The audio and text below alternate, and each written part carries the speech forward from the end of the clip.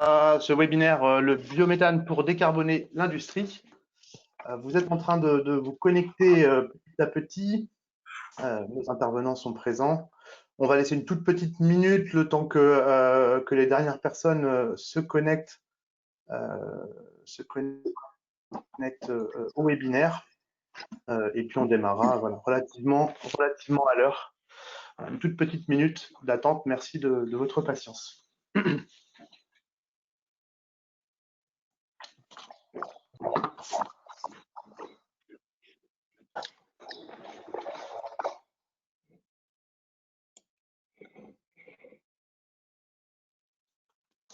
Michael, petite question pour dérouler les slides. Comment ça se passe? C'est moi qui vais les dérouler pour vous. Vous me demandez, puis je passerai à la suite. On te fait un petit signe. D'accord. Effectivement, ou plutôt à l'oral pour être sûr. Parce que les signes, je ne verrai pas forcément toujours. D'accord, ça marche. Je vois les dernières personnes qui se connectent. Voilà, je vous propose de commencer. Donc, juste déjà sur le plan technique, avant de commencer, je vous annonce que ce webinaire est enregistré. Donc, éventuellement, vous pourrez le revoir ou le partager avec certains de vos collègues, notamment, ou partenaires. Je vous invite à utiliser le petit pictogramme qui doit se situer sur la droite de votre écran, qui représente un point d'interrogation. Ça va vous permettre en fait d'interagir avec mon interface, éventuellement avec les intervenants en posant des questions. Alors n'hésitez pas à poser des questions au fil de l'eau des différentes interventions, même si on essaiera peut-être plutôt d'y répondre en fin de webinaire pour avoir bien le temps de dérouler. Mais s'il y a des éléments qui sont assez simples à répondre, on essaiera d'y répondre en direct. L'idée, c'est de terminer autour de 16h30, 16h40 maximum, pour vous laisser partir éventuellement en week-end pour ceux qui peuvent y aller. Sur ce webinaire, aujourd'hui, il a été conçu initialement pour parler à des industriels, donc consommateurs de gaz, pas forcément des professionnels de la méta. Je sais qu'il y en a certains d'entre vous qui sont connectés également, même si on a la chance d'avoir beaucoup d'industriels aussi qui se sont connectés aujourd'hui. Donc, on a essayé de vulgariser le discours, évidemment, et d'être le moins technique possible. Donc, c'est aussi un premier webinaire qui a vocation justement à fournir un panorama global sur le sujet sans forcément toujours entrer dans le détail. En une heure, on ne peut pas forcément se le permettre, mais on souhaite déjà vous proposer dès début 2021 un deuxième webinaire qui entrera plus dans le détail, notamment au regard des évolutions réglementaires, mais on l'évoquera tout à l'heure en cours de webinaire. Et donc, on entrera plus dans le détail de ces approches. On vous fera d'ailleurs parvenir un court questionnaire dans les prochains jours qui suivront ce webinaire pour affiner avec vous aussi vos propres besoins, vos propres envies par rapport à ces éléments-là. Pour les questions qui sont quand même très techniques, on essaiera d'y répondre, mais on ne pourra pas forcément rentrer toujours dans le détail. On y reviendra à la fin de la séance. Je me présente, donc je m'appelle Michael Thomas, je suis le délégué général et animateur du cluster Métatlantique.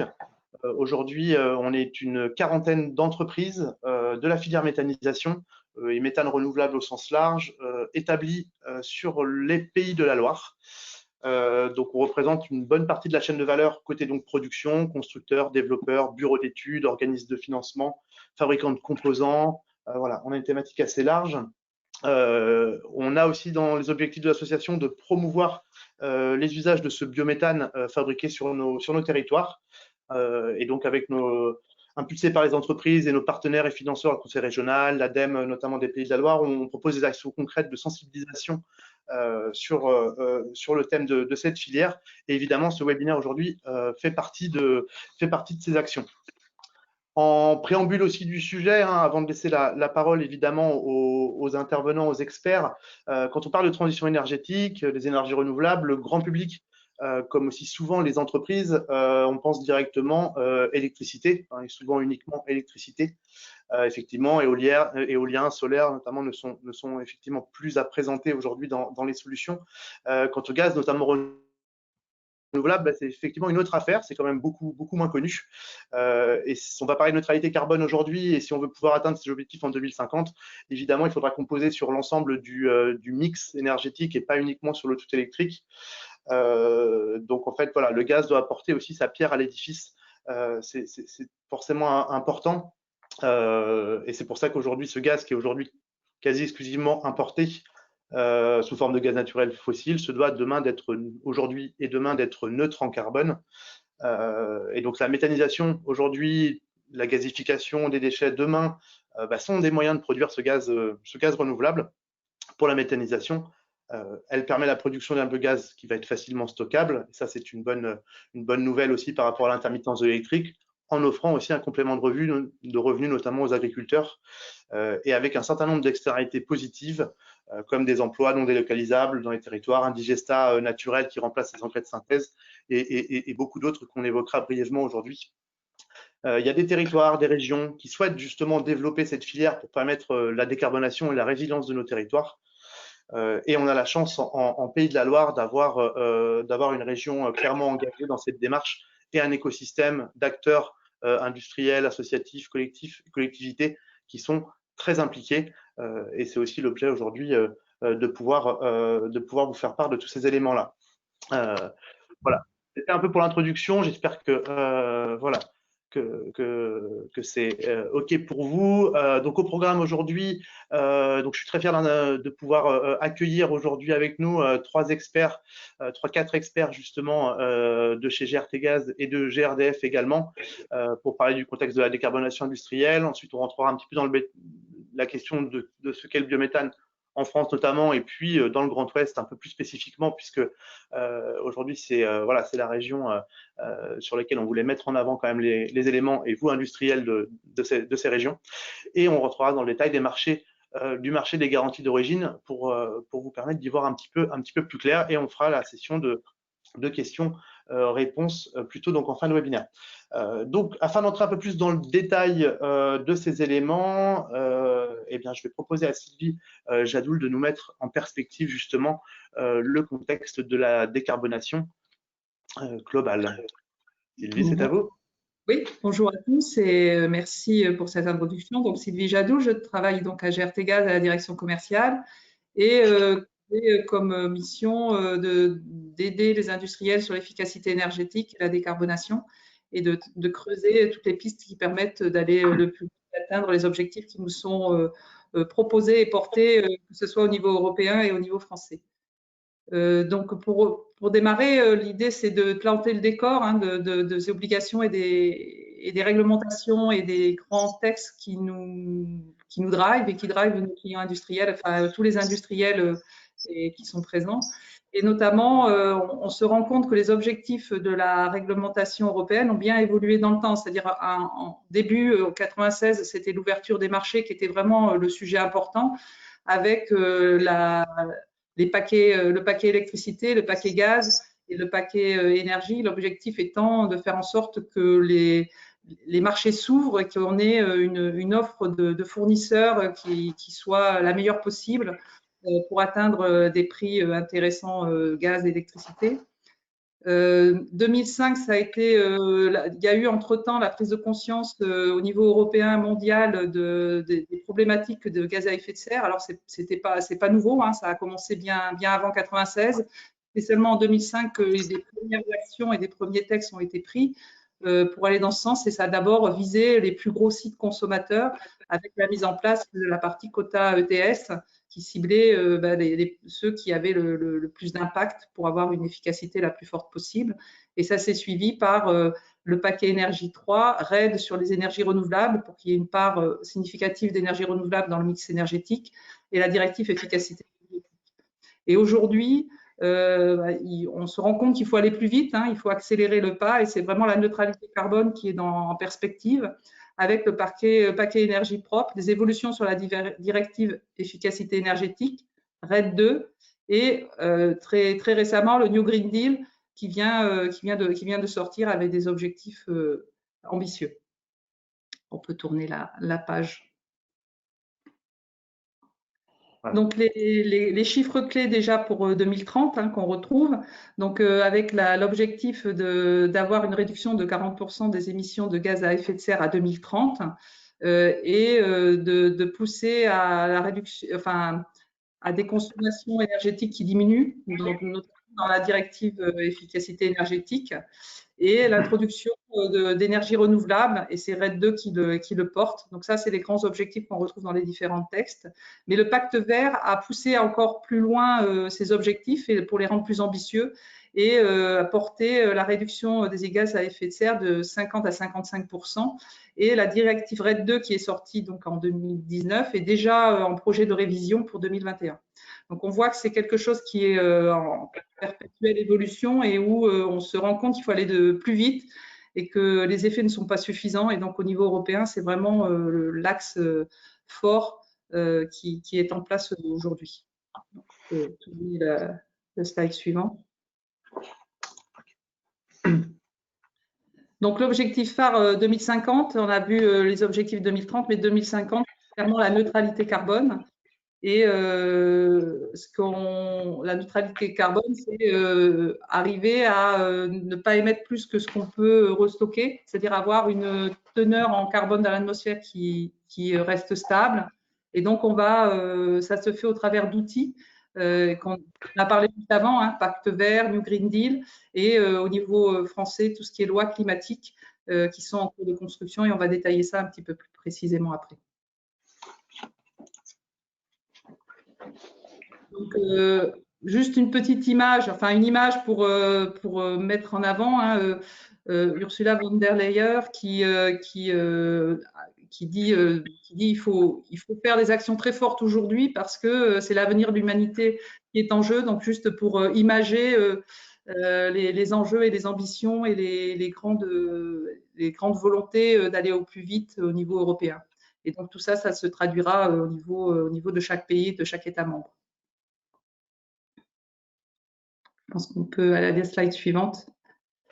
Donc voilà, les nouveaux engagements qui ont été annoncés là en septembre 2020, hein, qui vont plus loin que ce qui était annoncé en 2030, hein, que j'ai présenté juste avant.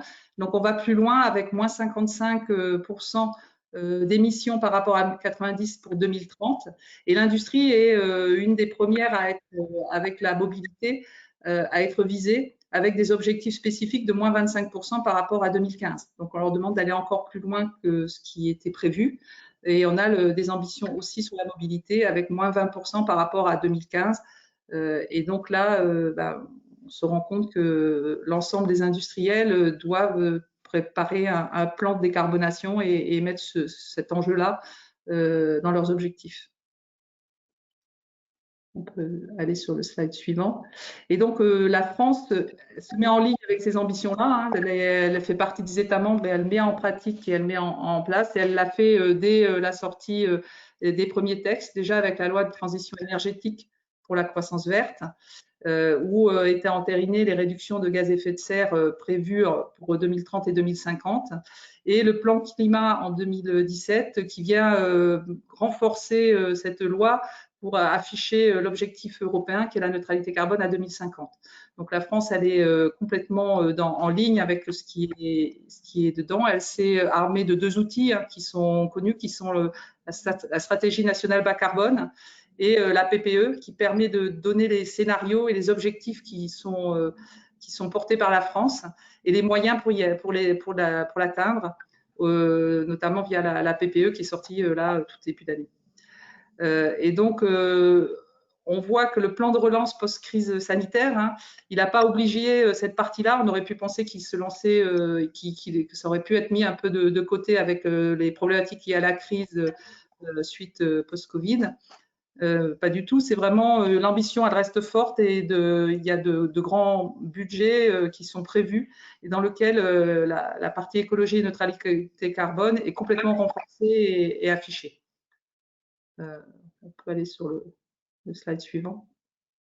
Et donc voilà, le plan de relance, c'est aussi beaucoup d'argent qui est mis sur la table pour aider les entreprises à remonter suite à la crise, mais à intégrer également la décarbonation dans tous les investissements qui sont prévus. Et donc, on peut parler de Green Deal français. Il y a 20 milliards d'euros qui sont sur la table sur 3 ans. Et si on regarde ce qui concerne la partie développement industriel et stratégie énergétique, on a 9 milliards d'euros sur la stratégie énergétique des entreprises, ce qui n'est pas rien. Et également pour le développement industriel et le soutien des entreprises, on a aussi, et c'est des investissements d'avenir, si on reprend la partie qui est complètement à gauche, oui, c'est ça, parce que droite-gauche, voilà, on est sur 14 milliards d'euros qui sont mis sur la table et 9 milliards pour la partie transition énergétique des entreprises. Donc, c'est des montants importants, c'est de l'argent qui va être, qui est tout de suite sur la table et qui doit donc aider les entreprises à aller vers la décarbonation. Et donc, le sujet, il est vraiment encore plus prégnant en ce moment.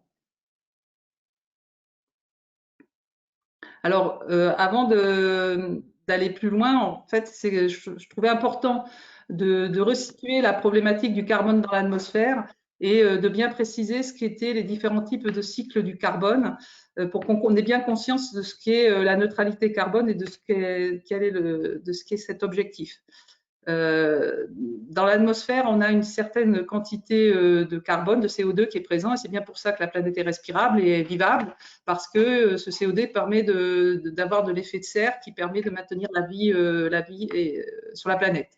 Mais ce niveau de CO2 est un niveau qui est stable depuis des milliers d'années, des dizaines de milliers d'années, même plus, qui permet, grâce à un cycle de photosynthèse, de fermentation, de captage de ce CO2 dissous dans les océans, et au travers des êtres vivants, d'avoir un cycle court de quelques dizaines d'années qui permet de maintenir ce niveau de CO2 stable.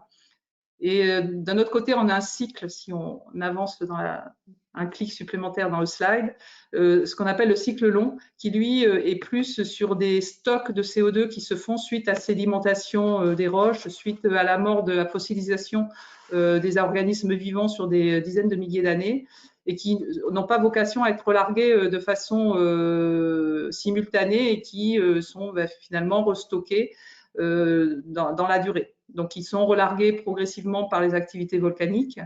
Et ce qu'on voit, c'est qu'aujourd'hui, l'activité humaine, si on clique un clic de plus, a entraîné une rupture de ces cycles. C'est-à-dire que en déstockant de façon massive ce qui était fossilisé dans le sol, en faisant de l'abattage et en réduisant la part de matière organique sous forme d'arbres, et aussi des niveaux de pollution, il y a eu rupture des équilibres et il y a eu un niveau de CO2 plus important que celui qui permettait d'assurer une stabilité de notre climat, qui ont été relargués. Et si on regarde donc avec le dernier clic comment a évolué le CO2 dans l'atmosphère, je voudrais cliquer un petit coup. Merci. On voit que sur les dernières périodes, il y a eu un envol de la teneur en CO2 dans l'atmosphère et qui entraîne les effets que l'on observe aujourd'hui.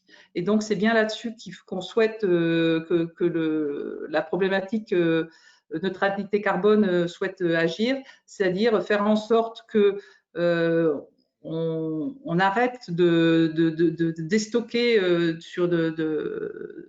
du carbone du cycle long pour rester sur ce cycle lourd. Donc, ça veut dire que la neutralité carbone, ce n'est pas ne plus émettre de carbone dans l'atmosphère, mais faire en sorte que la carbone qui est émis, il est restocké sur un cycle court, sur le cycle court du carbone. Donc, si on va plus loin par rapport au biométhane, donc lui, il est typiquement dans le cycle court du carbone, puisqu'on est sur du méthane qui est produit à partir de matières biogéniques, qui est cultivée sur la période d'une année, sur le cycle d'une année. Donc, on est typiquement dans le cycle court du carbone et donc sur un équilibre entre ce qui est émis et ce qui est recapturé dans les cultures par la suite. Et donc, c'est bien pour ça qu'au niveau du GIEC et de l'ADEME, le biométhane est reconnu comme étant neutre au niveau carbone et n'émet pas au niveau de la combustion, est reconnu comme ne pas émettre de CO2 au niveau de la combustion. Je pense qu'on peut aller sur le slide suivant. Et donc, voilà. En conclusion, neutre en carbone, ça ne veut donc pas dire ne pas émettre de carbone du tout. C'est bien rester dans le cycle court du carbone et respecter ce cycle-là et permettre un niveau de carbone qui restera stable. Alors, c'est pas non plus réduire le carbone qui a été émis, puisque ça voudrait dire qu'il faudrait créer des puits de carbone pour pouvoir le stocker. Mais l'objectif, c'est déjà d'arriver à une neutralité où on arriverait à maintenir le niveau de CO2 tel qu'il est aujourd'hui, sans venir en rajouter encore ces effets-là, et donc d'augmenter les effets négatifs sur le climat. Alors, si on tourne sur le slide suivant, donc, merci. Qu'est-ce qui est neutre en carbone? Donc, si on rebalaye, c'est très clairement la première et grande action, et c'est vraiment là-dessus que la plupart des industriels ont commencé à travaillent depuis des années, hein, et il y a encore sûrement des choses à faire, mais ils ont déjà travaillé là-dessus. Ce sont les économies d'énergie, c'est bien consommer la juste quantité d'énergie nécessaire pour la production. Et ensuite, il y a les autres formes, c'est le mix énergétique que l'on peut utiliser et donc travailler sur les énergies qui n'émettent pas de carbone, énergies qui peuvent être électriques, qui peuvent être sous forme de biomasse solide gazeuse. Et il y a une quatrième solution qui est la captation du CO2 émis pour le stocker ou pour le réutiliser de façon à le valoriser, ne pas réémettre de CO2 complémentaire. Donc, ces 4 solutions sont les solutions qui sont en ligne et qui sont étudiées. Et on voit que le biométhane est une des solutions qui est importante et qui va agir une fois que l'ensemble des actions sur les économies d'énergie auront pu être faites. Passer au slide suivant. Donc voilà, la décarbonation, si nous, quand on contacte nos clients, qu'on a des contacts avec eux, on sent bien que la décarbonation industrielle est en route. Elle est d'autant plus prégnante depuis, on pourrait dire, je sais pas, il y a 2 ans qu'on en discutait, c'était pas aussi évident, mais aujourd'hui, c'est vraiment le sujet. Et c'est le sujet qu'on retrouve à chaque fois qu'on est en contact avec nos clients. Et chacun a une motivation, un lot de motivations. Il y a des motivations réglementaires, hein, que ce soit les problématiques liées à l'ETS, notamment des problématiques il y a des problématiques des motivations financières. Quand on fait des économies d'énergie, on améliore sa compétitivité, et des motivations sur les clients, parce que déjà beaucoup de nos industriels nous remontent qu'ils ont des clients qui les incitent à produire des produits neutres en carbone et à pouvoir l'afficher eux vis-à-vis de leurs clients ensuite au moment de la vente de ces produits-là. Et donc, quand on interroge sur des petits groupes, est-ce que vous avez déjà dans votre entreprise des objectifs de décarbonation à 2030 et 2050? Tous nous disent que oui, ils sont déjà en train de travailler sur ces sujets-là pour les 2 objectifs, et qu'ils préparent l'après 2030 dès maintenant. Et donc, c'est vraiment aujourd'hui que l'urgence se fait. Et donc, sur le slide suivant, donc voilà, on reprend un peu ce que j'ai dit juste avant. Effectivement, donc les solutions, 3 solutions. L'efficacité énergétique, on estime qu'il y a encore dans l'industrie 10 à 20% d'efficacité énergétique qui peuvent être faits, ce qui est déjà un chemin non négligeable sur les 25% d'économies qui sont prônées dans le cadre de l'Europe pour les industriels. Et la deuxième partie, c'est quel mix je peux mettre dans mon industrie. Et là, le biométhane a très clairement sa place à jouer et pour les industriels. Et on voit émerger la partie capture de CO2, déjà pour les plus gros émetteurs qui s'interrogent sur cette partie-là et qui commencent à faire des tests et des essais sur cette chaîne-là, et avec des chaînes de stockage, notamment en mer du Nord.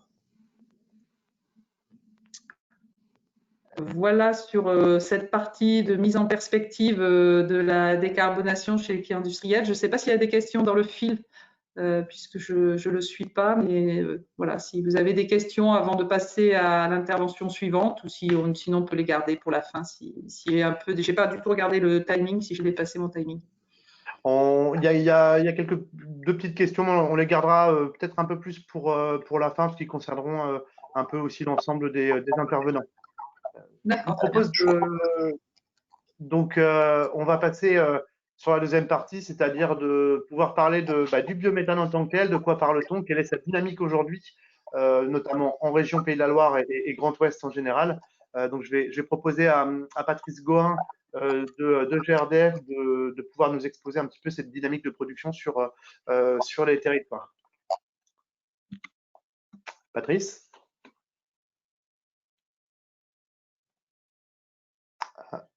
Est-ce que Patrice… Alors, le micro. On va rallumer le micro peut-être, Patrice.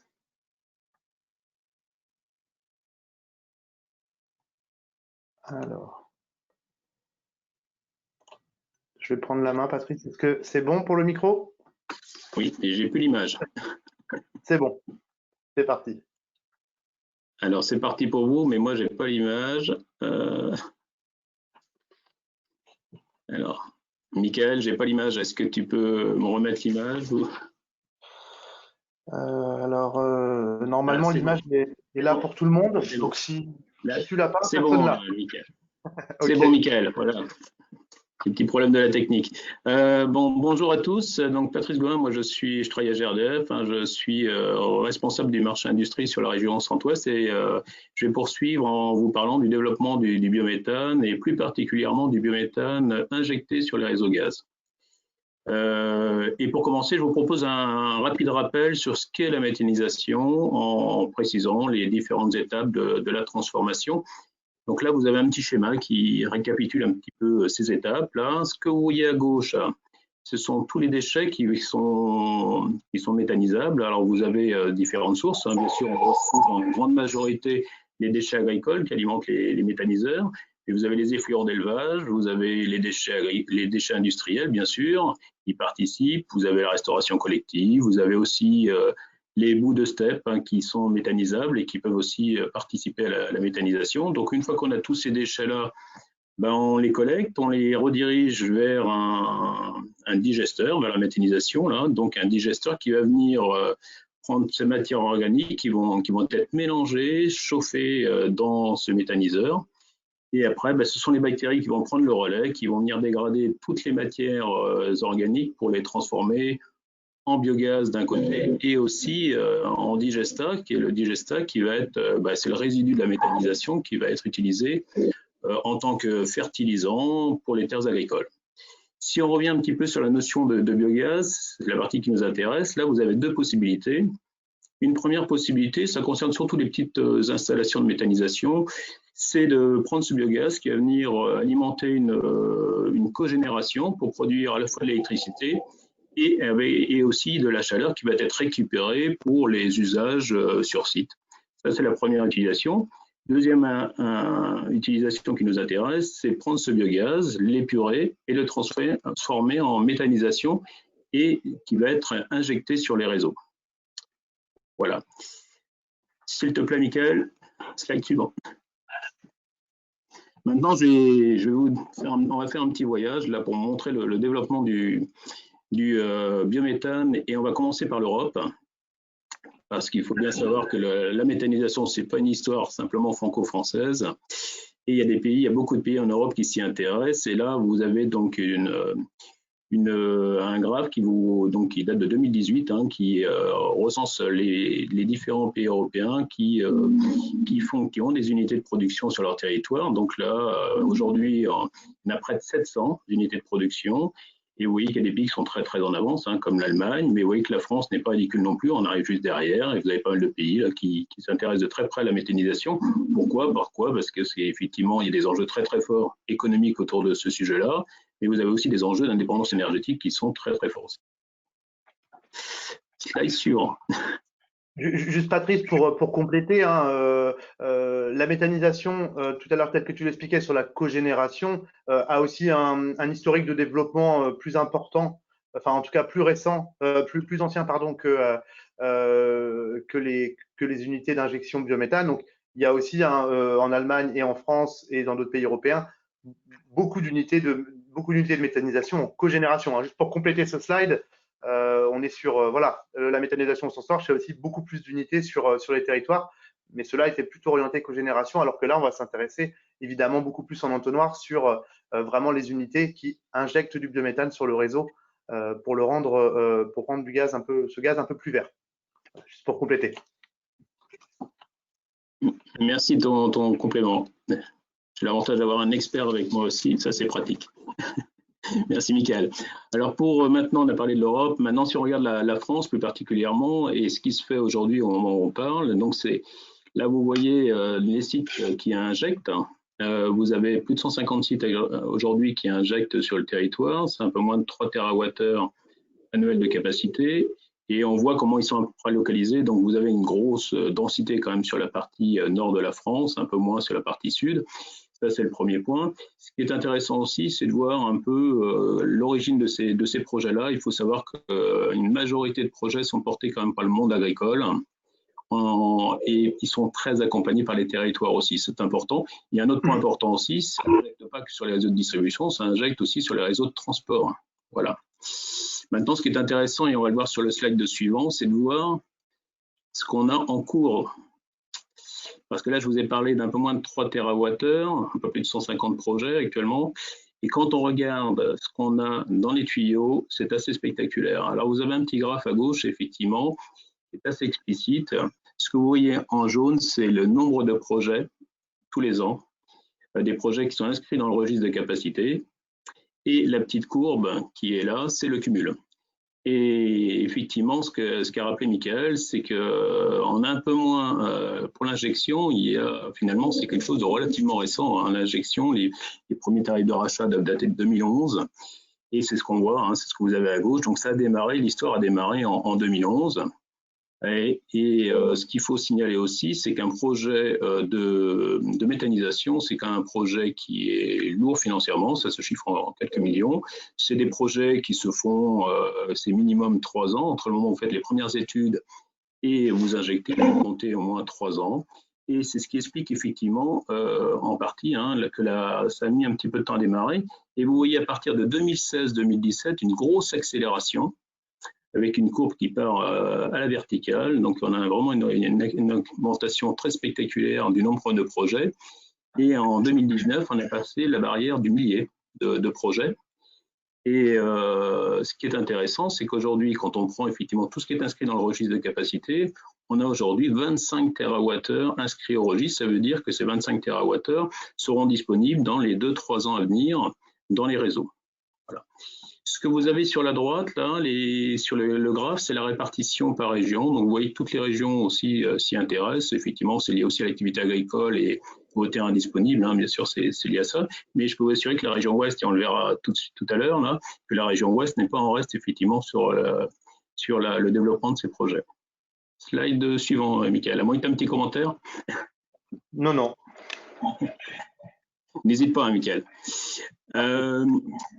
Un autre point important, ce sont les trajectoires. On en a parlé tout à l'heure. Vous avez vu qu'il y a quand même beaucoup de choses au niveau réglementaire, mais il y a aussi des trajectoires alors là, vous voyez une étude, ça c'est issu de l'étude de l'ADEME qui date de 2018, qui a été portée par la CRE, donc qui donnait des trajectoires. Et une des trajectoires qui était donnée à l'époque en 2018, c'était de se dire, finalement, avec les gisements qui sont disponibles et ce qu'on est capable de mobiliser, on estime à peu près à 40 TWh de biométhane injecté en 2030, soit à peu près 10% de la consommation. En réalité, ce qu'on a aujourd'hui, quand on regarde l'augmentation et la progression spectaculaire auquel on assiste, aujourd'hui, ce n'est pas 10%. On sera certainement plus proche des 30% à horizon 2030. Ça, c'est la bonne nouvelle. On va effectivement avoir énormément de gaz vert et très, très vite dans les réseaux. Voilà. Et ce qui sera intéressant aussi, ce que je vais vous montrer juste après, c'est effectivement qu'est-ce que ça donne sur nos régions, notre région. Alors, je vous parlais effectivement de la dynamique, et là, on va regarder la dynamique sur la région centre-ouest. Alors là, vous prenez Bretagne, Pays de Loire et Centre-Val de Loire, et là, vous voyez que la région n'est pas en reste, puisque vous avez déjà une quarantaine de sites d'injection, de cette quarantaine, excusez-moi, 41 sites qui injectent aujourd'hui, et vous n'avez pas loin de 400 projets aujourd'hui qui sont en cours, qui sont dans les tuyaux, qui vont être pour beaucoup, qui vont injecter dans les années à venir. Donc, on a une très, très forte dynamique sur la région centre-ouest. Suivant, on va regarder la région Pays de Loire. Je continue à faire le petit zoom parce qu'il y a quand même pas mal de personnes présentes qui sont sur la région Pays de Loire. Et là, ce qu'on regarde effectivement, c'est que cette dynamique-là, elle est présente aussi sur la région Pays de Loire avec 11 sites qui injectent aujourd'hui et plus d'une centaine de sites qui sont en projet aujourd'hui. Et ce que vous avez sur la droite, c'est comment ça va se traduire finalement sur les consommations d'un territoire comme la région Pays de Loire. Ce qu'on a aujourd'hui, à horizon 2020, là, donc au moment où je vous parle, on a un peu plus d'1% de gaz vert dans la consommation. En 2023, on aura plus de 8%. En 2030, avec ce qu'on connaît en termes de projet, on va dépasser les 50%. Ça veut dire que vous aurez 1 kWh sur 2 qui sera du gaz vert. Et en 2050, on dépassera la barre des 60%. Donc ces études-là, elles ont été faites à partir des éléments qu'on connaît aujourd'hui. D'accord. Et on a fait des trajectoires pour vous donner un ordre d'idée de ce que ça allait, comment ça allait se traduire dans les consommations. Voilà. Donc en conclusion, ce qu'on peut dire, c'est qu'il y a une dynamique très très forte, notamment sur notre région, tant mieux. Il y a déjà du gaz vert à disposition. Il y en aura de plus en plus dans les années à venir. Et la bonne nouvelle, c'est que les sites industriels alimentés en gaz naturel vont voir leur consommation se verdir progressivement au fil des années. Ça, c'est un point important. Et autre bonne nouvelle aussi, c'est que vous avez vu que les sites, je vous ai parlé de l'importance des projets, ça veut dire que les petits points verts que vous avez sur les cartos, là, vous voyez, il y en aura de plus en plus. Et on peut imaginer que vous aurez des sites de biométhane à proximité de vos sites industriels. Ça veut dire aussi que ce sera une opportunité supplémentaire, notamment pour tout ce qui est valorisation de vos déchets industriels, et aussi une autre opportunité de participer à des projets qui sont portés par les collectivités, par les territoires. Voilà ce que je voulais vous dire. Merci beaucoup, Patrice, pour compléter aussi en fond de carte, effectivement, les éléments verts qui montrent en fait les gisements de déchets disponibles en grande partie dans le milieu agricole, évidemment, à la fois à travers les résidus de culture, les effluents d'élevage qui représentent voilà, la très grande partie aujourd'hui des éléments qui sont méthanisés via ces méthodes, donc qui correspondent aussi à des exutoires pour des déchets existants dans les régions. L'idée est effectivement que les différentes unités de méthanisation se mettent en place là où les déchets sont disponibles et doivent trouver des exutoires pour les remettre bien dans leur contexte aussi. C'était juste pour compléter cette partie-là. Merci beaucoup, Philippe, pour cet éclairage. Donc, effectivement, on le voit, un rapport quasiment de 10 dans les 2, 3, 4 prochaines années dans la production et l'injection de biométhane dans les différents réseaux en région et globalement sur un phénomène identique dans les grandes régions françaises. Donc voilà, ça c'est quelque part quelque chose qui est en lancée, qui est en pleine dynamique. Maintenant, la question, elle est aussi de savoir comment le valoriser, comment de l'autre côté aussi stimuler la consommation, comment vous, industriels, vous pouvez quelque part le valoriser, le mettre en valeur, le consommer à travers vos propres consommations, vos propres usages, notamment industriels. Et c'est pour ça qu'aujourd'hui, la lourde tâche d'expliquer un petit peu la thématique des garanties d'origine, je vais appeler Philippe Merci justement de GRTgaz pour nous donner son éclairage aujourd'hui sur ce qu'est aujourd'hui le mécanisme de garantie d'origine et puis ses perspectives aussi d'évolution très prochaines. Philippe? Oui, bonjour à tous, merci Michael. Effectivement, Sylvie vous a expliqué que la décarbonation c'était en route et c'est très bien. Donc il y a des projets partout chez les industriels, etc. Tout le monde s'y penche et que le biométhane est une des solutions de décarbonation. Patrick vous a montré que du biométhane, même si aujourd'hui on peut se dire qu'il n'y en a pas beaucoup, mais en tout cas il y a une vraie dynamique et on n'est pas trop inquiet sur le fait que il va y en avoir bientôt, il va y en avoir de plus en plus, ça c'est sûr. Encore faut-il que vous en achetiez, hein, ça c'est bien évident. Et donc effectivement, acheter du biométhane, c'est une énergie, voilà, c'est un support gaz et donc c'est un peu des spécificités, ça marche par des garanties d'origine et c'est de ça dont je veux vous parler. Donc on peut peut-être passer, voilà. Alors du coup, je vais commencer par le principe de la garantie d'origine parce que je pense que c'est important quand même de bien avoir en tête. C'est vrai que, comme je le disais, hein, on est sur une énergie gaz. On a tout fait pour dématérialiser un peu le gaz naturel déjà, hein. Et donc, avec un réseau, avec des logiques techniques de réseau qui sont décorrélées des contrats, de la façon dont vous pouvez l'acheter. Ça s'applique aussi sur la garantie d'origine. Donc, c'est important de bien comprendre ce qu'il y a derrière la garantie d'origine. Et il y a bien le mot garantie là-dedans, parce que sinon, on peut s'imaginer que c'est un peu du greenwashing. Et j'espère pouvoir vous convaincre du contraire. Et donc, l'idée, c'est bien de montrer sur là de façon très simple, hein, sur un périmètre d'équilibre qui pourrait être la France, mettons qu'on est 2 consommateurs industriels qui consomment chacun 50. Et donc, s'il y en a un qui s'approvisionne en biométhane, effectivement, ça veut dire que quelque part, il y a un producteur de biométhane qui injecte, mettons, ces 5 là, et que donc, en import de gaz fossile, pour équilibrer tout ça, on importe plus 100, mais on importe bien 95. Alors, si on clique pour avoir la suite de l'animation, ça veut dire que effectivement le trajet réputé du biométhane, il part du producteur et il va vers l'usine B qui l'a acheté, qui a acheté sa garantie d'origine. Mais quand on regarde, alors, si on clique encore une fois, voilà, imaginons que en fait l'usine A soit très proche du site de production, alors que l'usine B est très loin.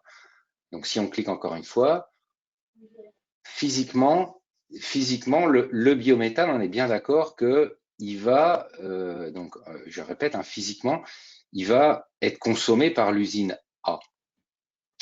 Et donc, alors je sais plus comment marchent les animations. Vas-y, clique encore une fois, Michael. Ouais. Oui, voilà. Voilà, c'est ça. Donc le site A, merci. Le site A physiquement consomme le biométhane, mais contractuellement, il consomme du gaz fossile, d'accord?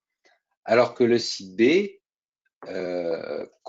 physiquement, il va probablement consommer du gaz fossile, mais contractuellement, au travers de sa garantie d'origine, c'est lui qui consomme le biométhane. Alors tout ça, ça paraît peut-être un peu virtuel, un peu, voilà, c'est volontaire, hein, c'est fait exprès pour faciliter ce marché du biométhane. Mais il faut bien que vous soyez conscient, si on clique encore une fois, voilà, c'est le système des garanties d'origine, il est géré, enfin aujourd'hui il est géré par GRDF, mais c'est sous contrôle de l'État, hein, c'est un appel d'offres de l'État, et donc il est complètement sous contrôle et il garantit absolument que comme le site B a acheté ces 5 de garantie d'origine, il y a réellement eu une injection de 5 de biométhane. Et je vais le dire dans l'autre sens, si le site B n'avait pas acheté sa garantie d'origine, quelque part, l'injection de biométhane n'aurait pas eu lieu et l'import de gaz fossile serait de 100. Donc, il faut bien être convaincu que même si ça paraît très aérien, très papier, tout ça, le système est absolument robuste en France, et d'ailleurs dans tous les pays d'Europe qui l'ont mis en œuvre, et vous garantit bien qu'il y a une réelle injection de biométhane dans le réseau. Et alors, une fois qu'on a compris ce principe-là, alors il se passe beaucoup de choses au niveau réglementaire en France sur les garanties d'origine. Je vais pas rentrer dans le détail de tout ça, là on n'a pas le temps, hein, mais sachez que aujourd'hui, il y a depuis la publication de RED 2, cette réglementation, cette directive européenne doit s'appliquer au plus tard dans tous les États membres en juillet 2021. Et elle dit un certain nombre de choses, mais notamment elle impose, cette directive, qu'il y ait à partir donc, du 1er juillet 2021 un marché européen des garanties d'origine. Donc le marché des garanties d'origine doit s'interconnecter, doit s'ouvrir un peu comme aujourd'hui le marché du CO2. Hein, pour ceux qui sont soumis à quota ETS, ils peuvent acheter des quotas sur un marché européen. Il n'y a pas de distinction nationale là-dedans.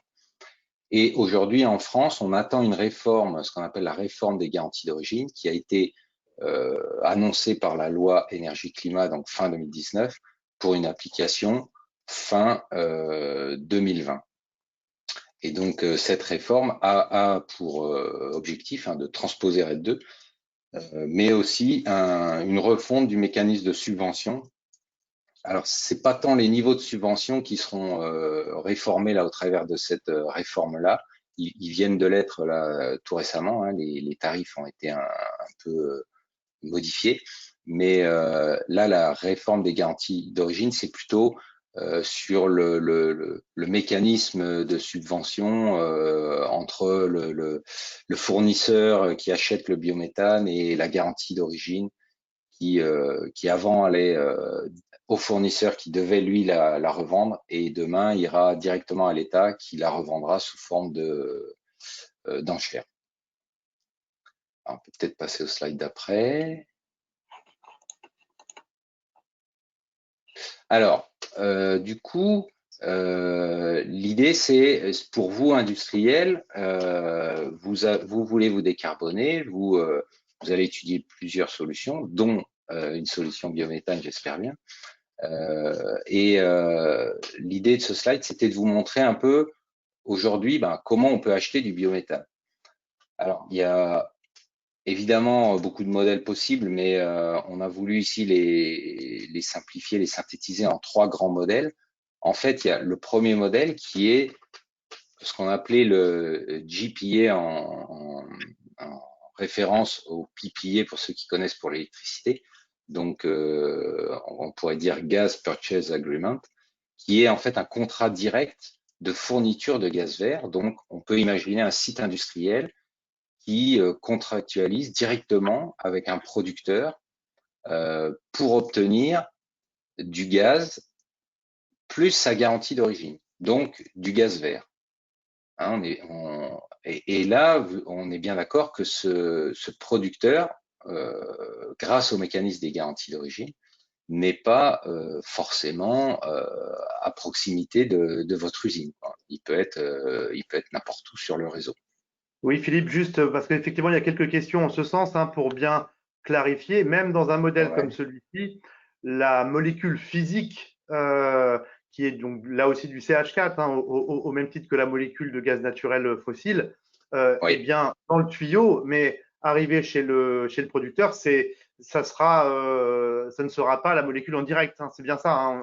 Non, c'est bien ça. Oui, c'est bien ça. C'est bien ça. La question se pose. Pas sûr d'avoir tout à fait compris. Donc on est bien, à l'instar de ce qui se fait en électricité d'ailleurs, où une éolienne va produire un électron sur le réseau et va potentiellement être consommé via un contrat d'énergie verte beaucoup plus loin. C'est bien les mêmes électrons et là c'est bien les mêmes molécules qui entre guillemets se mélangent au sein du tuyau de distribution ou de transport et va être consommé à l'issue. Mais voilà. Absolument. Non, mais c'est important, c'est très important de comprendre ça. Ça existe déjà de façon sur le gaz aussi. Aujourd'hui, si vous achetez votre gaz naturel, donc fossile, à un fournisseur, votre fournisseur s'approvisionne peut-être auprès de je ne sais quel, voilà, c'est peut-être du gaz de mer du Nord que lui fait rentrer en France. Pour autant, c'est pas forcément ce gaz-là que vous allez recevoir. Mais le système a été conçu, le système gazier européen a été conçu pour justement décorréler la gestion physique de la gestion contractuelle. Mais décorréler, ça veut pas dire que ça a plus de lien, quoi. Les liens se font. Le lien existe toujours, le lien physique est toujours très important. Sur le réseau de gaz, on demande des équilibrages journaliers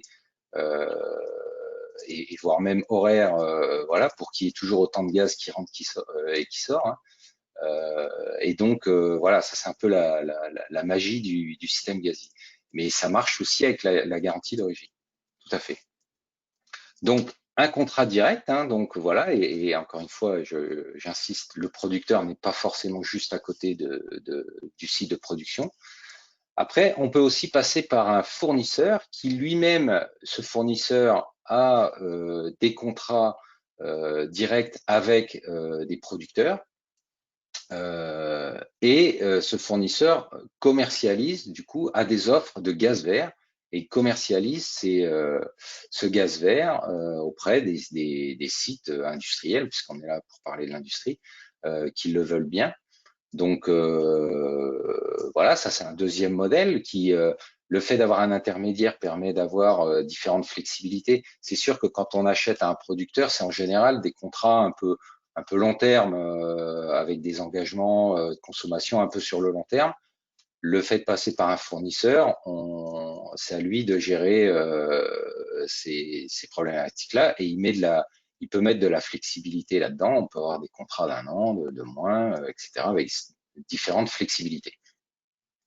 Et puis le troisième modèle, encore une fois, il faut bien avoir compris le principe des garanties d'origine pour adhérer à ce modèle-là, mais je vous garantis que ça fonctionne. C'est que vous pouvez avoir un contrat de gaz avec un fournisseur et vous procurez des garanties d'origine par un autre, alors soit un autre fournisseur, soit même la bourse, comme je l'ai dit, demain, après, à partir de mi-2021, il y aura un marché européen de la garantie d'origine.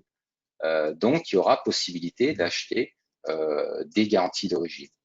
Et donc, c'est là où ça peut, j'insiste, hein, parce que c'est vraiment important de comprendre ça, là, ça peut apparaître vraiment comme du greenwashing, c'est-à-dire j'ai un contrat de gaz fossile et puis j'achète des garanties d'origine et j'ai du gaz vert.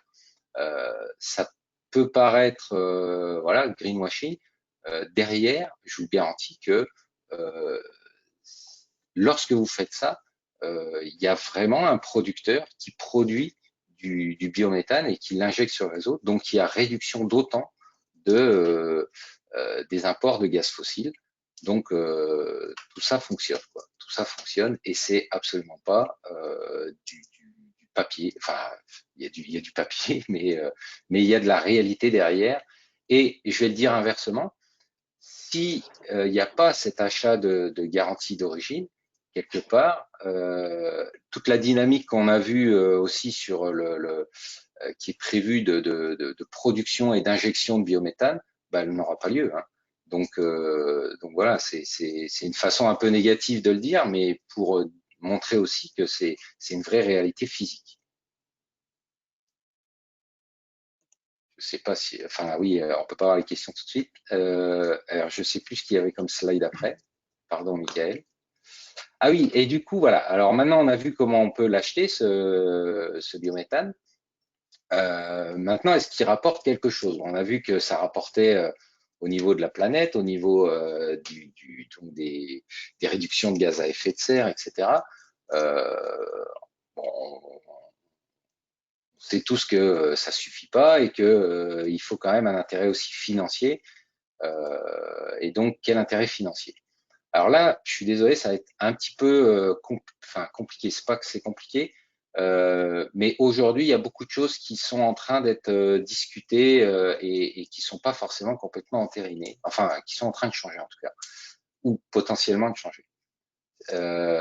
Donc, le gaz naturel est soumis à TICGN, la taxe intérieure sur la consommation de gaz naturel. Donc, le gaz fossile est soumis à cette taxe-là. Alors, on vous a remis en dessous les différents taux. Bon,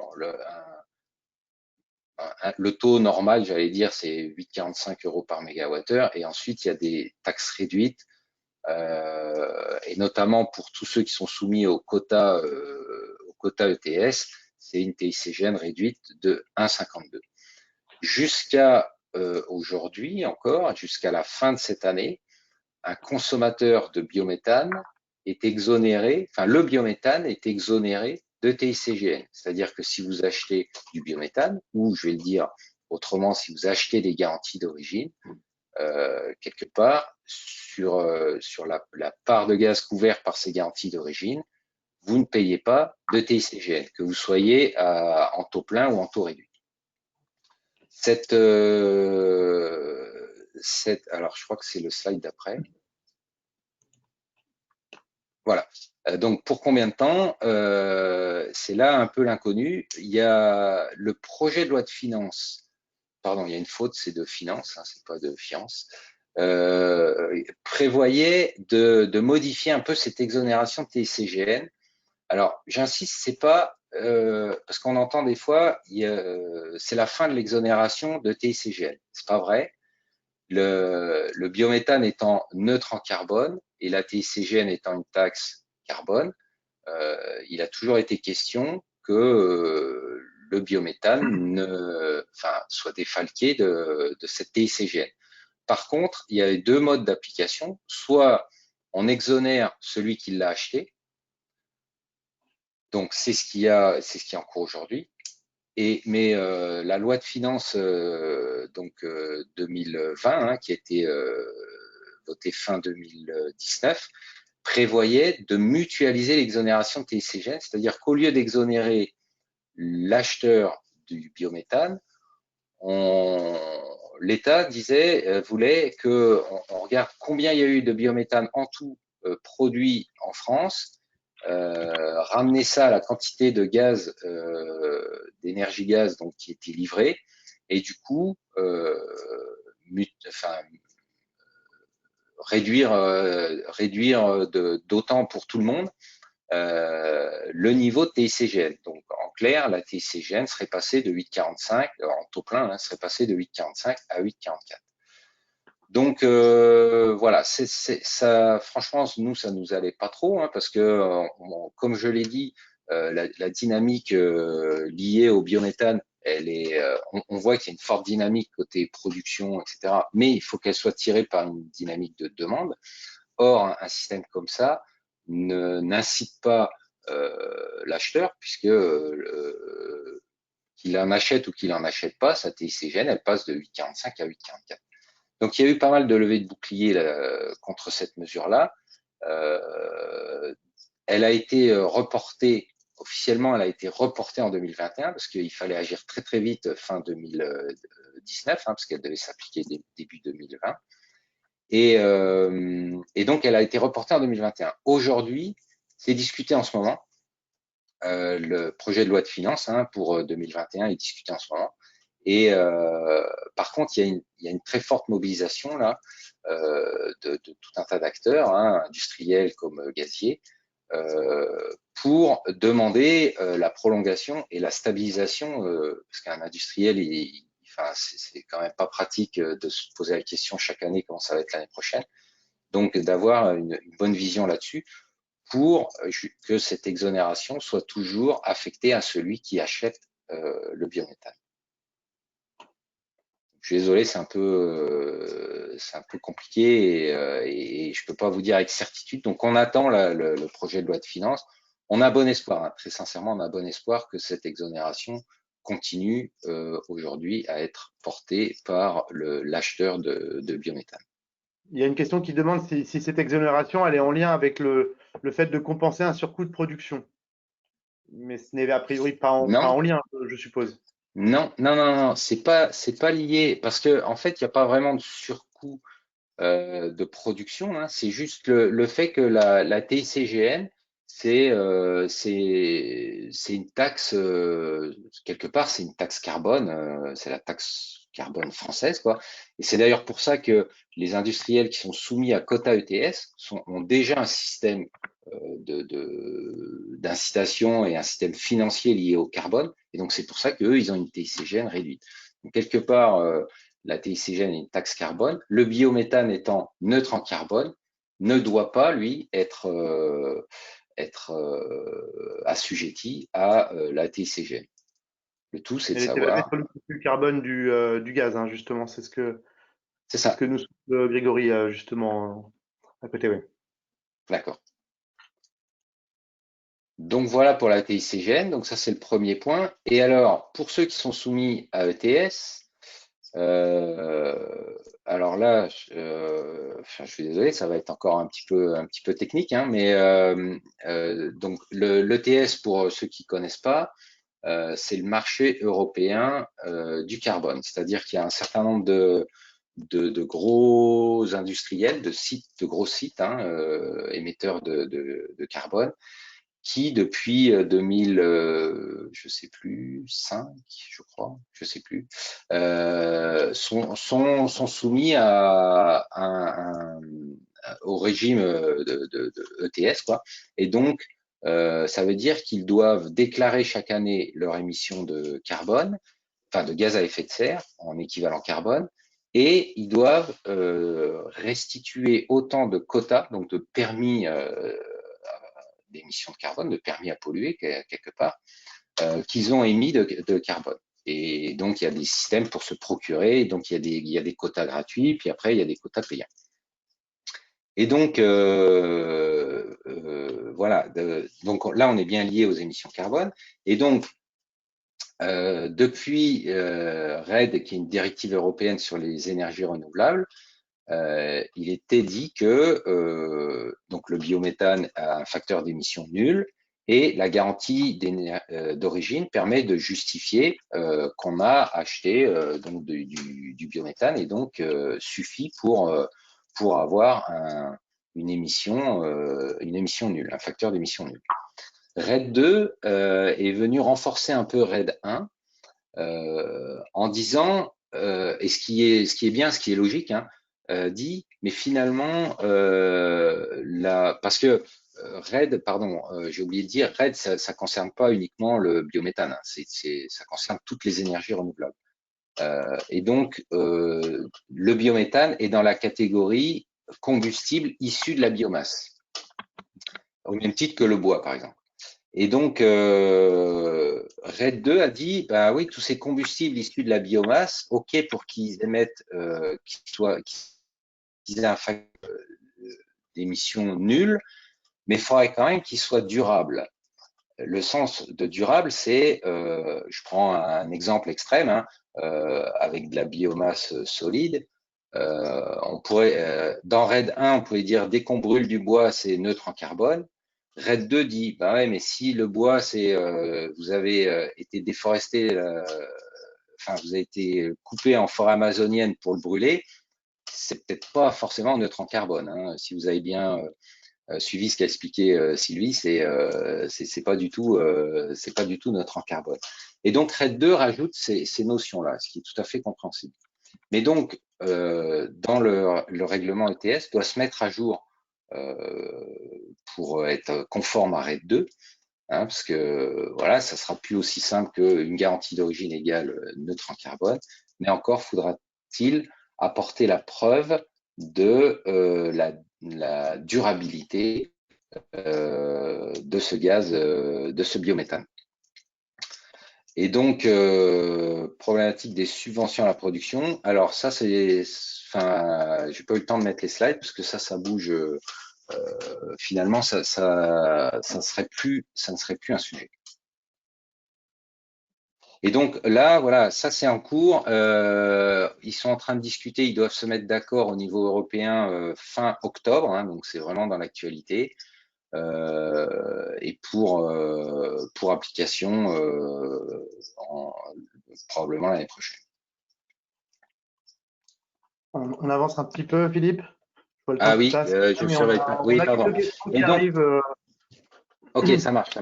Et donc, en termes de bilan économique, hein, si je reprends les choses, donc si on regarde la situation initiale d'un industriel qui serait au gaz naturel, donc voilà, aujourd'hui il paye le prix du gaz naturel. Demain, s'il veut se verdir, il va payer le prix du gaz naturel plus le prix de la garantie d'origine, hein, quelque part. Donc ça, c'est le prix du biométhane. Mais sur cette partie garantie d'origine, enfin sur la part de biométhane, il est exonéré de TICGN. C'est tout, enfin à taux plein s'il n'est pas soumis à quota ETS. S'il est soumis à quota ETS, ben, de TICGN réduite, mais il gagne aussi sa part de quota ETS. Et donc, on voit l'écart entre les deux qui est quelque part le coût de cette décarbonation-là. Alors, je sais qu'on avait préparé, on avait dit faudrait donner des valeurs là-dessus. C'est assez compliqué. Enfin, pour nous, de donner des prix aujourd'hui de garantie d'origine. Hein, vous l'avez vu, le marché, il n'est pas encore il n'est pas du tout, comment je veux dire, il n'est pas très fluide encore. Hein, et en tout cas, c'est que du marché de gré à gré. Il n'y a pas d'indicateur officiel de prix de ces garanties d'origine. Alors, je vais me lancer quand même dans quelque chose parce que j'ai entendu, hein, moi, de ce que j'ai entendu, les prix de garantie d'origine varient entre une petite dizaine d'euros jusqu'à des 15 ou un peu plus, 15 à 18 euros. Bon, ça vaut ce que ça vaut. La meilleure façon de le savoir, demandez à votre fournisseur une offre en gaz vert, et comme ça, vous aurez une vraie évaluation du prix de cette garantie d'origine. Et pour les effets d'actualité, donc après, encore une fois, hein, on l'espère bien, on le saura bientôt, mais on espère bien que vous pourrez, comme le montre le schéma là, défalquer la TICGN. Et le quota ETS, on le saura aussi d'ici la fin de l'année. Donc, ce coût de décarbonation, c'est celui-là qu'il faut comparer à d'autres solutions de décarbonation que vous pouvez étudier, comme l'électrification, le recours à de la biomasse ou je sais pas. Voilà. Pour conclure, j'ai plus la conclusion. Oui, non, j'ai perdu ça va revenir. Il y a eu un petit. Pas de souci. Excusez-moi.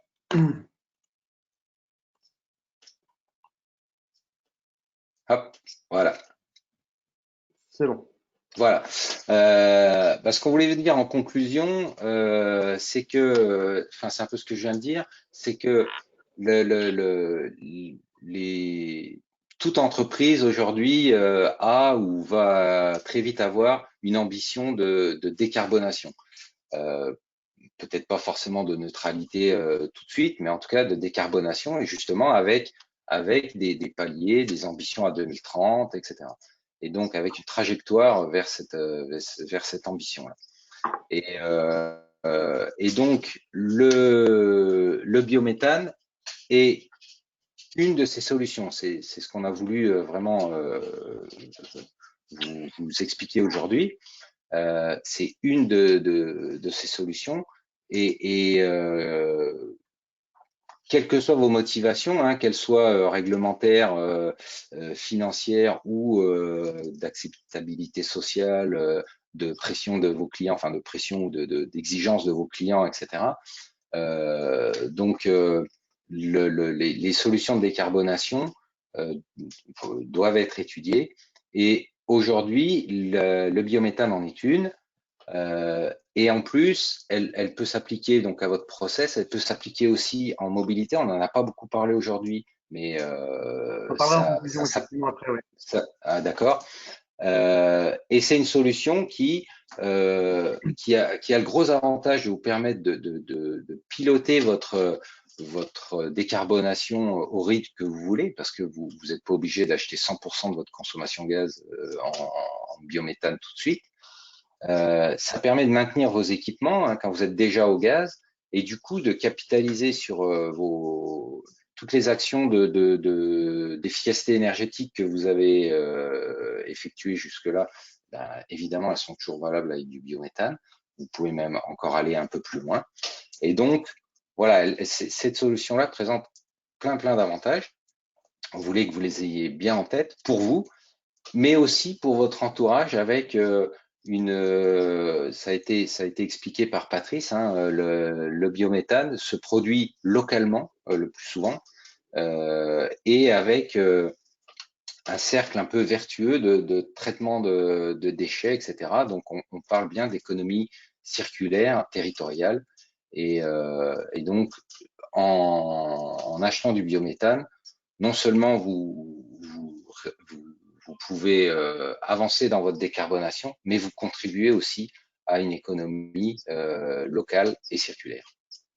Voilà ce qu'on voulait vous dire. pour conclure. Merci beaucoup, Philippe, pour ces éléments sur effectivement une thématique qui n'est pas très simple forcément à expliquer. Alors, il y a quelques questions quand même, il y a quelques questions qui sont arrivées. Alors, il y a quelques questions un peu politiques, on les traitera peut-être en dernier là-dessus, mais il y a des questions aussi très techniques et puis des questions un peu autour de la fiscalité aussi évidemment, ou la qualification de la garantie d'origine. Je vois une question là très technique et je pense que là tu l'évoquais Philippe dans la conclusion, notamment sur le fait de ne pas changer de matériel. Il y avait l'augmentation du pourcentage de biométhane dans le réseau et dans la consommation va-t-il entraîner une correction nécessaire des paramètres de combustion des brûleurs? Alors là on est sur quelque chose de très technique, c'est-à-dire que je suppose que c'est vraiment dans le process de production. La question c'est est-ce que ça va changer quelque chose? Qui veut nous Alors, répondre à cette question? ouais, je sais pas si la question est très très précise ou pas. C'est-à-dire que le biométhane, hein, comme l'a expliqué Patrice, avant d'être injecté, il est épuré. C'est-à-dire que voilà que on impose avant de l'injecter qu'il ait des caractéristiques qui soient extrêmement proches de celles du gaz naturel.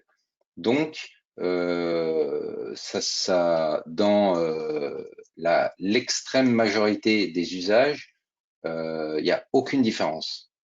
Il est même plutôt plus riche en méthane que le gaz naturel. Après, je ne sais pas de qui vient la question, s'il y a effectivement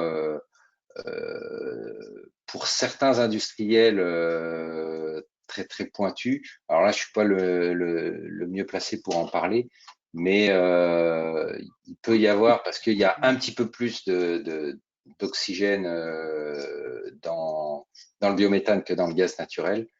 On parle de ppm, hein, mais pour certains process industriels très très, très pointus, notamment qui utilisent le gaz en matière première et pas en combustion, donc là, on est en train de travailler avec eux sur ce sujet-là. Donc en complément d'information, Grégory Verbruch, je ne sais pas si il va prendre la parole, si vous m'entendez. Oui, donc bonjour à tous, Grégory Verbruch, chef du marché industrie, je travaille chez GRDF. Donc en complément, hein, effectivement, comme le disait Philippe, la majorité des procédés n'auront pas d'impact, ne connaîtront pas d'impact parce qu'ils ne sont pas sensibles à ce point. Sur les autres procédés qui sont un peu plus sensibles, nous travaillons avec les filières professionnelles, GRTgaz comme GRDF, pour instruire ce sujet et étudier l'adaptabilité des procédés à l'arrivée de ces nouveaux gaz que sont le biométhane, mais demain aussi l'H2 sur le réseau. Donc nous sommes en amont sur ce travail-là pour assurer la compatibilité des procédés avec ces nouveaux gaz. Merci. Mais c'est vraiment, il y en a vraiment très peu, hein. Oui, il faut avoir en tête qu'aujourd'hui, la majorité, enfin la grande quantité de biométhane qui est injectée est compatible avec la plupart des usages. Quand il y a un client sensible et qu'il peut y avoir une injection de biométhane amont, il y a toujours un échange qui est fait et généralement ce biométhane-là, il est épuré de façon à être compatible avec l'usage qui est en aval. Donc tout ce qui est injecté aujourd'hui ne pose pas de problème au client. Par contre, on s'interroge sur possibilité d'avoir une épuration un peu plus faible en oxygène qui permettrait effectivement au biométhane d'être un peu moins cher à l'injection, mais ce n'est pas fait aujourd'hui et la plupart des usages ne sont pas, enfin les usages ne sont pas impactés aujourd'hui par l'injection de biométhane. On fait très attention à ça, de toute façon. Et donc là, une autre question d'un autre ordre. Tout à l'heure, c'était sur la notion de GPA, de contrat gré à gré avec un producteur. Il y a une question qui est posée sur est-ce que ce producteur, lui, il est référencé comme un fournisseur de gaz naturel en France avec licence, paiement de la TICGN, choses comme ça, ou il a un autre statut? Le producteur? Le producteur, ouais, dans le cadre d'un JPA. Non, en général, dans le cadre d'un GPA, il y a un acteur intermédiaire qui est un fournisseur d'équilibre en fait, qui va gérer l'équilibre. Parce que le producteur, c'est pas son métier. Hein, entre les deux, il y en a bien un qui va, comme je vous le disais, acheminer du gaz. C'est à un moment donné faire coïncider le fait qu'on a au niveau des contrats, on a décorrélé du physique, mais à un moment donné, il faut le faire corréler avec le physique. Ça, c'est le métier un peu des expéditeurs qui font des nominations tous les jours, voilà, ça c'est un vrai métier. Hein, et donc, en général, entre les deux, c'est vrai que je l'ai pas dit, je l'ai pas mis sur le schéma, mais il y a un fournisseur d'équilibre parce que c'est rarement 100% de la consommation de toute façon. Donc souvent, quand il y a un GPA, c'est pour un talon de consommation.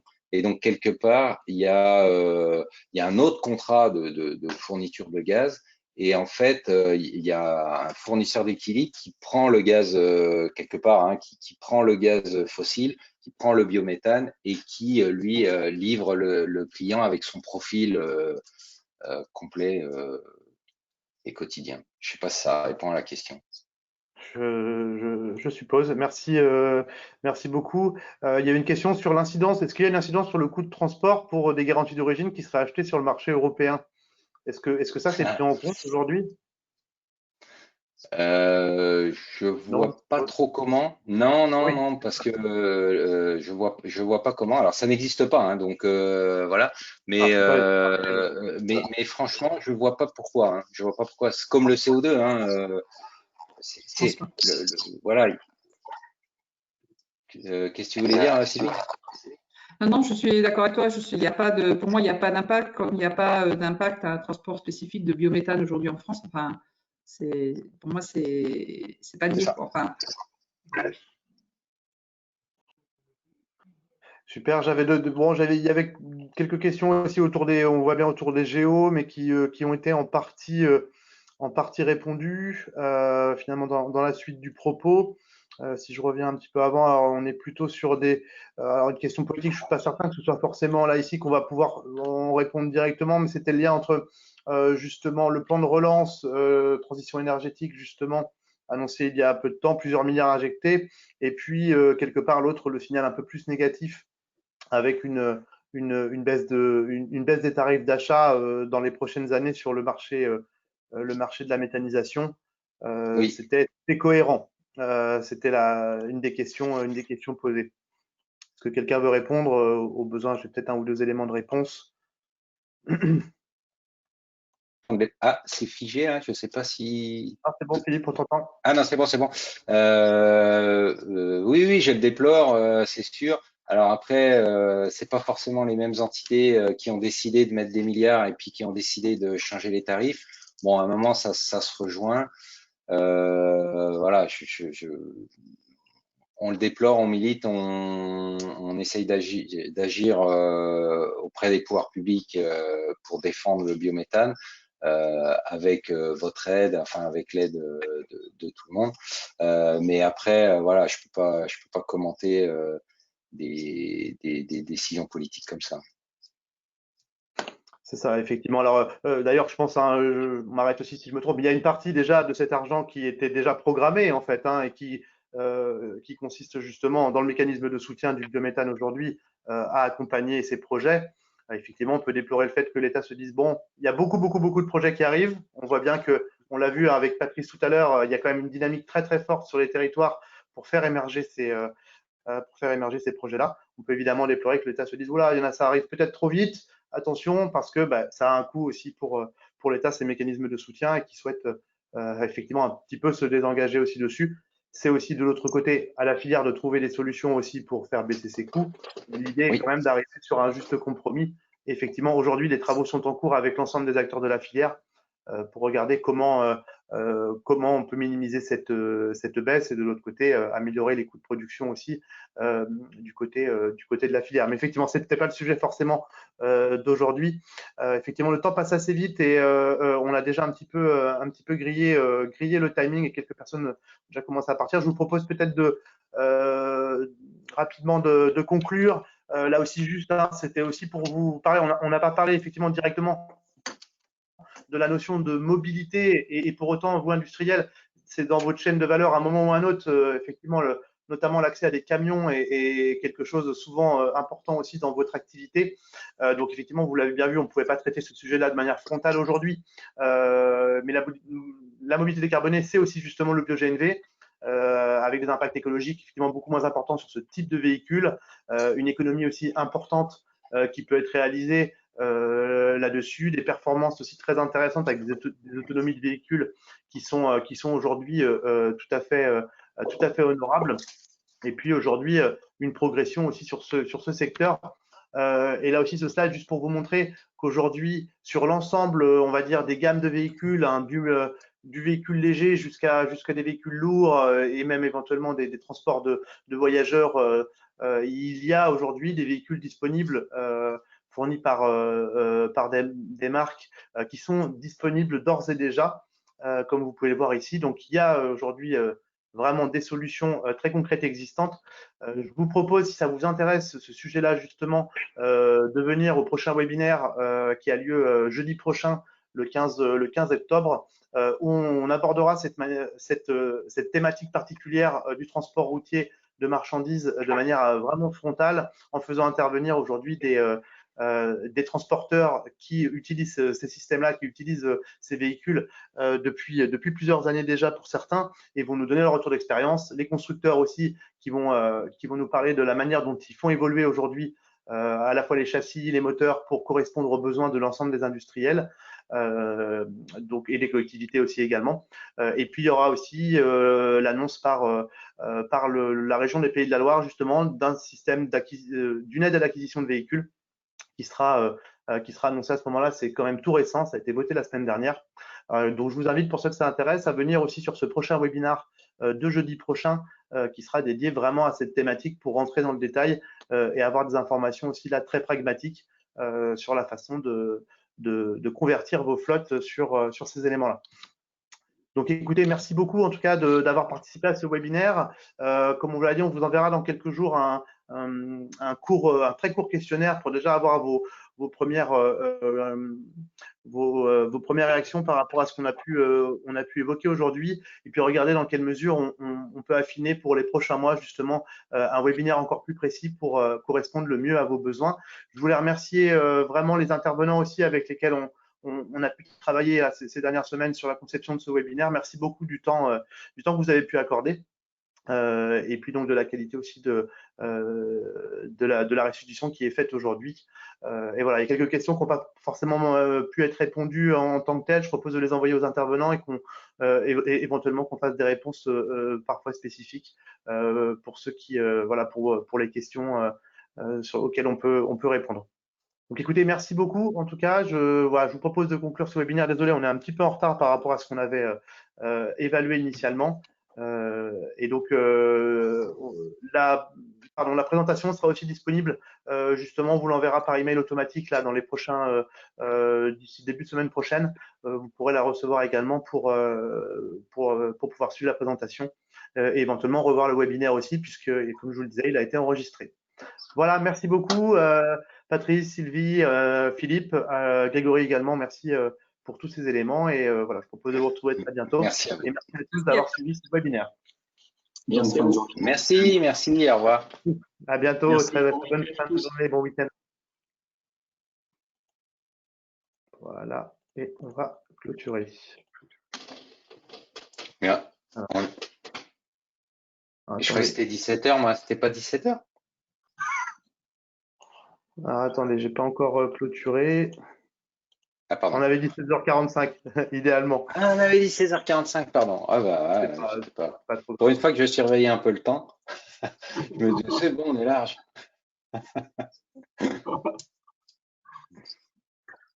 Attendez, et décidément, mais j'ai plus le bouton pour arrêter.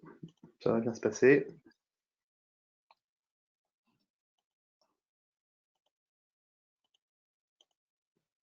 Voilà. Et merci encore. Et puis, je vous propose de débriefer très rapidement. Je vous fais un petit mail aussi là-dessus. Merci beaucoup en tout cas. Ok, merci. Au revoir. Allez.